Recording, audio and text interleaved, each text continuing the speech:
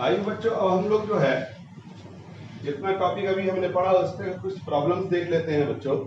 ठीक है, इसमें सबसे पहला सवाल क्या है देखेंगे, specific conductance of 0.02 molar KCL solution है। देखो सवाल जब आपको कभी भी सवाल दिया है तो सवाल में से पहले डाटा निकाल दो। तो मैंने देखो सवाल में से डाटा पहले ही निकाल के रख दिया है। बोला स्पेसिफिक कंडक्टेंस 0.02 मोलर है। ठीक है, तो ये सॉरी कॉन्सेंट्रेशन कितना दिया हुआ है 0.02 मोलर दिया हुआ है और स्पेसिफिक कंडक्टेंस यानी कप्पा 2.768 इंटू 10⁻³ है। ठीक है, और उसका रेसिस्टेंस कितना बता रहा है बच्चों 250.2 ओम। अब कह रहा है कि अगर सेम सेल ले लें, अगर इस सॉल्यूशन को हटा करके जो पहले सॉल्यूशन इसमें मौजूद था जिसका स्पेसिफिक कंडक्टेंस दिया हुआ है, तो अगर कह रहा है कि हम उसी सेल को दोबारा ले लें और उसमें कॉन्सेंट्रेशन बदल के 0.01 मोलर ले लें, तो आपको बताना है कि इसका मोलर कंडक्टिविटी क्या होगा अगर सेम सेल में क्या होगा, रेसिस्टेंस कितना हो जाए। तो देखो यहाँ पर दो रेसिस्टेंस दिया हुआ है। पहली बार रेसिस्टेंस कितना था 250.2। ये कब है रेसिस्टेंस बच्चों, जब आपका स्पेसिफिक कंडक्टेंस दिया हुआ है, ठीक है बच्चों, और कॉन्सेंट्रेशन दिया हुआ है। लेकिन अगर कॉन्सेंट्रेशन क्या कर रहा 0.01 मोलर हो जाए तो उस वक्त इसका जो रेसिस्टेंस होगा इतना हो जाएगा।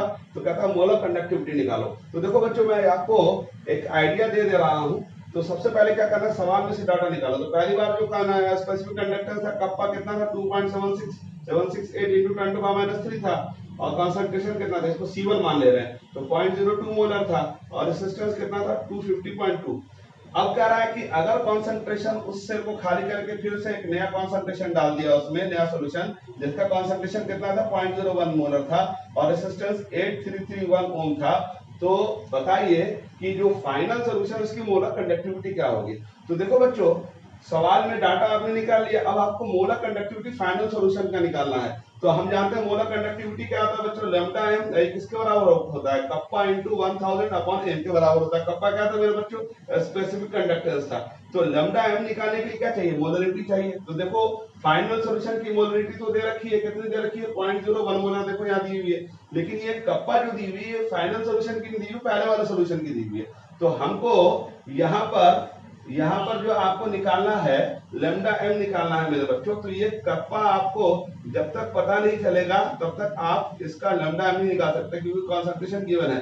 तो हम क्या करें कि कप्पा निकालने की कोशिश करते हैं। तो कप्पा कैसे निकालते हैं, तो देखो कप्पा इक्वल टू क्या होता है, G इंटू सेल कांस्टेंट है, लेकिन हमें तो सेल कांस्टेंट भी नहीं मालूम है। तो अब ये सवाल का ट्रिक समझ लो, इसमें कह रहा सेम सेल है। तो सेम सेल का मतलब क्या होता है मेरे बच्चों कि जब भी हम बोलेंगे सेम सेल, इसका मतलब ये हुआ कि सेल कांस्टेंट सेम होगा। इसका तो हम सबसे पहले क्या करेंगे बच्चों, लैम्डा एम निकालने के लिए क्या करेंगे, सेल कांस्टेंट निकालेंगे।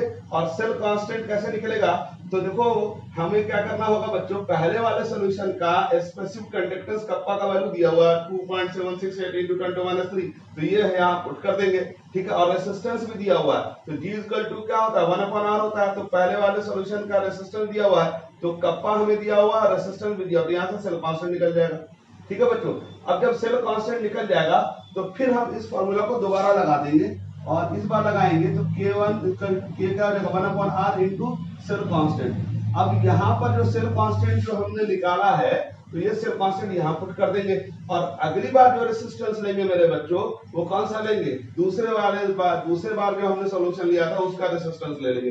सवाल फिर से समझ लो, पहली बार हमें क्या निकालना है, जो दूसरा सॉल्यूशन था, दूसरी बार जो सॉल्यूशन डाला था उसकी मोलर कंडक्टिविटी निकालनी है। तो मोलर कंडक्टिविटी का फार्मूला क्या होता है, कप्पा इंटू 1000 अपॉन एम होता है।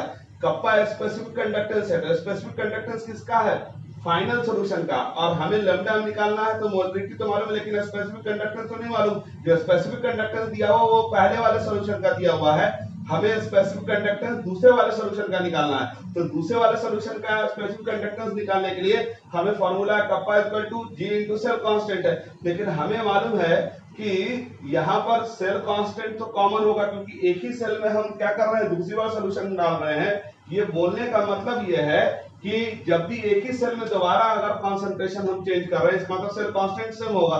तो हम क्या करेंगे, सबसे पहले जो स्पेसिफिक कंडक्टेंस जो पहले वाले सॉल्यूशन का दिया हुआ है उसका है ना, उसका numerical data apply, mathematical data apply करके सेल कांस्टेंट निकालेंगे। और जी क्या होता है मेरे बच्चों, 1/r होता है। तो रेसिस्टेंस हम कौन सा लेंगे, पहले वाले सेल का रेसिस्टेंस ले लेंगे, और यहाँ से कप्पा का वैल्यू कौन सा ले लेंगे, पहले वाले सॉल्यूशन का कप्पा का वैल्यू ले लेंगे, तो सेल कांस्टेंट निकलेगा। और सेल कांस्टेंट को फिर दोबारा इस फार्मूला में पुट करेंगे, तो यहाँ सेल कांस्टेंट पुट करेंगे और रेसिस्टेंस दूसरी बार वाला लेंगे, तो यहाँ से कप्पा निकलेगा, और कप्पा यहाँ उठा के रख देंगे तो लैम्डा निकल जाएगा। ठीक है बच्चों, और इसका मैं फाइनल आंसर बता दे रहा हूँ, इसको आप लोग सॉल्व कर लेंगे। इसका फाइनल आंसर है 8.312। ठीक है, ohm inverse centimetre square mole inverse, उसका जो यूनिट होता है। अब आइए दूसरा वाला, पहला वाला सवाल समझ में आ गया, इसको आपको बना के दिखाना है। और दूसरा वाला सवाल देखिए, स्पेसिफिक कंडक्टेंस ऑफ देसी नॉर्मल सॉल्यूशन। देखो ध्यान से, देसी नॉर्मल का मतलब 1/10 नॉर्मल सॉल्यूशन है। ठीक है बच्चों, तो इसका क्या दिया हुआ है, स्पेसिफिक कंडक्टेंस यानी कप्पा दिया हुआ है। तो कप्पा कितना है बच्चों, 0.0112 दिया हुआ है। अब कह रहा है रेसिस्टेंस R जो है वो भी दिया हुआ है, कितना है, 56 है। तो बोलता है सेल कांस्टेंट निकाल। तो एकदम सीधा सवाल है बच्चों, तो हमें फॉर्मूला तो मालूम है ना, कप्पा इक्वल टू क्या होता है, G इंटू जी स्टार। याद है ना, G क्या था, G कंडक्टेंस था, तो कप्पा इक्वल टू क्या हो जाएगा, 1/r, क्योंकि G इक्वल टू क्या होता है 1/r, और G स्टार क्या है, सेल कांस्टेंट है। तो देखो बच्चों, सेल कांस्टेंट का वैल्यू तो सवाल में दिया ही हुआ है। ठीक है, इस सवाल में जो है specific conductance of cell constant was found to be, sorry cell constant हमें निकालना है। तो सेल कांस्टेंट यहाँ पर आप निकालेंगे तो क्या होगा, यहाँ कप्पा का वैल्यू दिया हुआ है, रेसिस्टेंस का वैल्यू कितना है बच्चों, दिया 56, तो यहाँ सेल कांस्टेंट निकल जाएगा। ठीक है बच्चों, अब आइए क्वेश्चन नंबर 3 देखेंगे।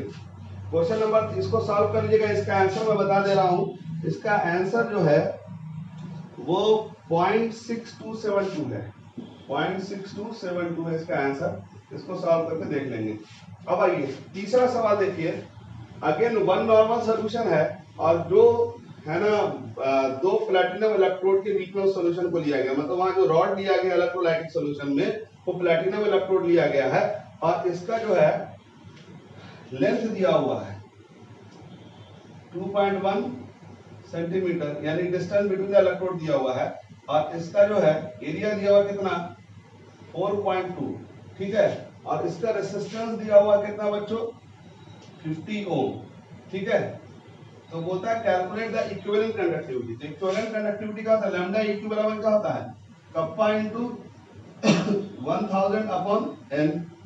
ठीक है बच्चों, तो हम क्या करेंगे बच्चों कि देखो यहाँ पर रेसिस्टेंस, तो यहाँ से हम क्या निकाल सकते हैं, कप्पा निकाल सकते हैं कि नहीं निकाल सकते हैं। देखो ध्यान से, कप्पा इक्वल टू क्या होता है, G इंटू जी स्टार, बोलो हाई है ना, और कप्पा इक्वल टू क्या होगा, G की जगह हम 1/r लिख सकते हैं, और यहाँ पर L/A लिख सकते हैं, क्योंकि सेल कांस्टेंट G स्टार होता है। सेल कांस्टेंट किसके बराबर है, L/A के बराबर। तो देखो रेसिस्टेंस यहाँ पर दिया हुआ है, देखो रेसिस्टेंस कितना दिया हुआ है, चेक करो 50, और लेंथ भी दिया हुआ है, एरिया, तो कप्पा निकल जाएगा, और कप्पा निकल जाएगा तो फिर क्या होगा, यहाँ पर कप्पा निकल जाएगा, तो यहाँ कप्पा पुट कर देंगे, और इक्विवेलेंट कंडक्टिविटी निकल जाएगी। नॉर्मल कितना लेंगे 1/10 ले लेंगे, यानी देसी नॉर्मल, सॉरी 1 नॉर्मल है तो 1 रख देंगे, तो यहाँ इक्विवेलेंट कंडक्टिविटी निकल जाएगी मेरे बच्चों। ठीक है, और इसका जो आंसर है मेरे बच्चों वो 10 है, 10 ohm inverse centimetre inverse equivalent inverse, unit आप जानते हैं। ठीक है बच्चों, ये जो है थर्ड सवाल है, और ये पहला सवाल है। ठीक है, और ये दूसरा सवाल है। ठीक है बच्चों, इसका आंसर बता दें, इसको सॉल्व करके आप लोग मुझे बता देंगे। In next class we will start with the factor governing molar conductivity. ठीक है बच्चों।